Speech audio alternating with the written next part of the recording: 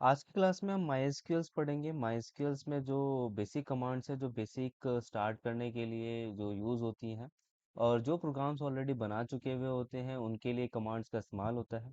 मैंने सॉफ्टवेयर खोल लिया और सॉफ्टवेयर के अंदर आपको क्या करना है, जैसे मैं एंटर करता हूँ, मैंने कोई पासवर्ड लगाया नहीं हुआ। अब मुझे याद नहीं है जो मैंने लास्ट समय काम कर रखा है और क्या काम कर रखा है मुझे। तो उसके लिए मुझे क्या करना होगा, यहाँ पे कमांड्स लगानी होगी। शो डाटाबेस, डाटाबेस कौन सा बनाया था, किस नाम से बनाया था, तो मुझे यहाँ पे शो डाटा बेसिस लिखना पड़ेगा। और सेमीकोलन जैसे एंटर करूंगा तो उन सभी डाटाबेस की डिटेल्स आ जाएगी जो मैंने प्रीवियस डाटाबेस बना रखे हैं, या फिर जो स्टूडेंट्स ने प्रीवियस डाटाबेस बना रखे हैं उनकी सारी कमांड्स यहाँ पे मिल जाएंगी। ठीक है। अब मुझे कौन सा डाटाबेस की रिक्वायरमेंट है, मैं उस डाटाबेस को यूज करूंगा। यूज करने के लिए क्या करना होगा, मुझे यहाँ पे यूज लिखना होगा। यूज टुडे, टुडे एक डाटाबेस है, डाटाबेस का नाम है जो कि सबसे सेकंड लास्ट नंबर पे आ रहा है, और मैं सेमीकोलन करूंगा। अच्छा, और जैसे ही एंटर करूंगा तो यूज हो जाएगा। अब इसके अंदर क्या टेबल्स बनाई है मैंने, टेबल्स क्या बना रखी हैं वो मैं भी शो टेबल्स करूंगा। टेबल्स करने के बाद सेमीकोलन एंटर करूंगा, यहाँ पे टेबल्स का नाम आ जाएगा। और इसके बाद मैं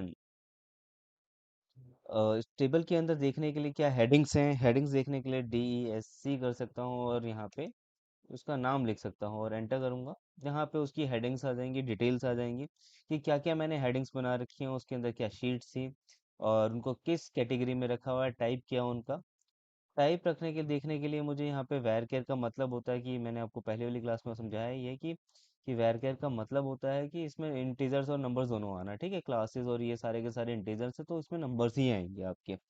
नेक्स्ट, हम इसमें देखना चाहते हैं क्या डेटा फिल कर रखा है, तो उसके लिए कमांड होती है select star from, from table का नाम, टेबल का नाम है शीट।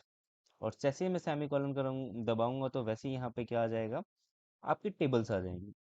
अब ये सारी टेबल्स आ गई हैं, अब मैं टेबल्स देख सकता हूँ और मुझे पता करना है कि इस टेबल के अंदर जो दो रिकॉर्ड्स एंटर्ड हैं, मैं सिर्फ देखना चाहता हूँ कि सिर्फ नेम, सिर्फ नेम का ही कॉलम मैं शो करना चाहता हूँ और कोई भी कॉलम शो ना हो, तो उसके लिए मेरे पास होता है सेलेक्ट डिस डिस्टिंक्ट कमांड करेंगे। डिस्टिंक्ट नेम, नेम किस में से देखना है, फ्रॉम टेबल का नाम क्या है, शीट टेबल का नाम है। जैसे ही मैं एंटर करूंगा तो ये रिकॉर्ड दिखा रहा है कि सिर्फ इस टेबल में नेम, मेरे यहाँ पे नेम रखने से, मैं थोड़ा बड़ा कर देता हूँ आपको दिखाई दे, यहाँ पे सिर्फ नेम रखने से, ठीक है, यहाँ पे सिर्फ नेम रखने से और आपके नेम का कॉलम, इस नेम के कॉलम से ये सारा का सारा जनरेट हो।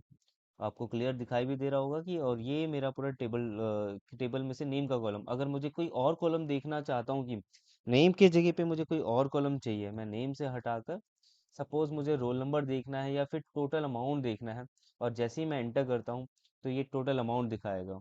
कहाँ से, इस टेबल का जो टोटल अमाउंट है दोनों पर्सन्स का या दोनों रिकॉर्ड्स का, तो रिकॉर्ड्स मुझे यहाँ पे शो कर देगा प्रॉपर।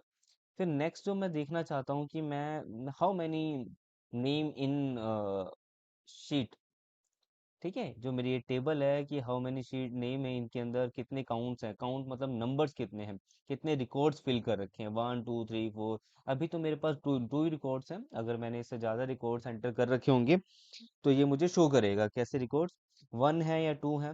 तो इसके लिए मेरे पास एक कमांड है, बहुत बढ़िया कमांड है, डिस्टिंग कमांड से ही हो जाएगा, ज़्यादा मुश्किल कमांड नहीं है। आपने सेलेक्ट काउंट लिख देना है इसके आगे, COUNT काउंट कमांड लिख देना, पर ब्रैकेट्स में डिस्टिंग कमांड लिखना जरूरी होगा आपको। डिस्टिंक्ट, डिस्टिंक्ट फ्रॉम, किस में से नेम चाहिए, नेम देखना है मुझे, किस में से देखना है, फ्रॉम टेबल का नाम है शीट, सेमीकोलन। जैसे ही मैं एंटर करूंगा तो ये क्या दिखा रहा है, इस टेबल में कितने नाम हैं, इस टेबल में अगर 2 नेम होंगे तो 2 ही दिखाएगा, अगर 4 नेम होंगे तो 4 नेम दिखाएगा। अगर मैं इंसर्ट इनटू करके और डिटेल्स डाल देता हूँ तो यहाँ पे 3 नेम्स आ जाएंगे, अगर और रिकॉर्ड डाल देता हूँ 4 आ जाएंगे। ठीक है, तो आज की जो हमने क्लास में सीखा है, जो सिंपल सी बात है कि डेटाबेस ऑलरेडी जो रिकॉर्डेड है उनको शो कैसे करना है, डाटाबेस को कैसे शो करना है, शीट को कैसे शो करना है, हेडिंग कैसे देखनी है, और डिस्टिंक्ट कमांड का कैसे यूज करना है। ठीक है, नेक्स्ट वीडियो में हम इसके आगे सीखेंगे। ओके, आज की क्लास के लिए